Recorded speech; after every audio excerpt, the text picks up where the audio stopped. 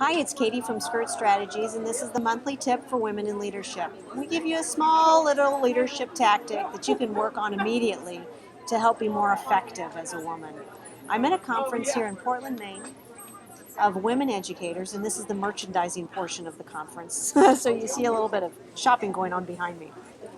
This month's discussion is around dealing with difficult people. I know you never have problems with difficult people. God knows I've never. Hi! God knows I've never been guilty of that myself. But there's two things I want to leave with you. First one is the value of empathizing. This is a basic skill. In fact, if you're wanting to talk about conflict management too, when difficult people lead to conflict, it's perhaps the most basic, common technique that's important in de-escalating conflict. And it looks nothing more than reflecting to the other person how you're sensing them feeling. Doesn't mean you agree with what they're feeling, doesn't mean you're saying, oh, I'm really sorry. All it means is that you're acknowledging what they might be going to.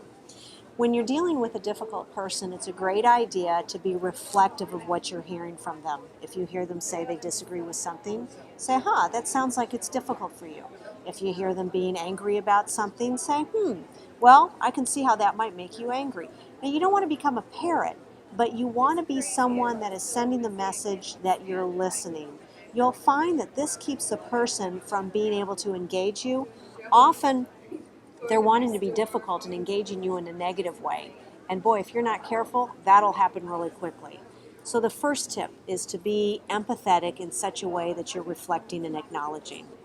The second technique is an advanced one, and that has to do with backing down. When do you back down?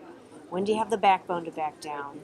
And how does it show strength to back down? Because it does. First thing to keep in mind is that it does show strength. It doesn't mean that you're being weak and you're giving up. In fact, a lot of times it shows that you've risen above it and you're not going to engage the difficult person in whatever it is that they might be looking for. The second thing is to think of backing down as stepping aside with the verbal part of what you're doing.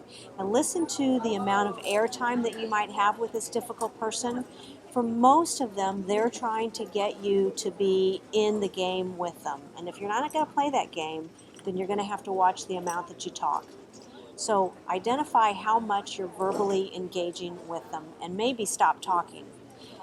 Then third, to keep from looking like you've really checked out, you still want to show that you're listening, that you're attentive. So you're going to be non-verbally attentive.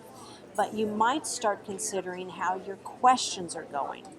So the third tip is to move in with some questions that can direct it in the way that you want. This can be kind of tricky. If the person is super negative, maybe a couple of positive questions like, wow, if you had to solve this problem, where would you say it could go ideally? Or, well, it sounds like that's really, you've hit up against a wall.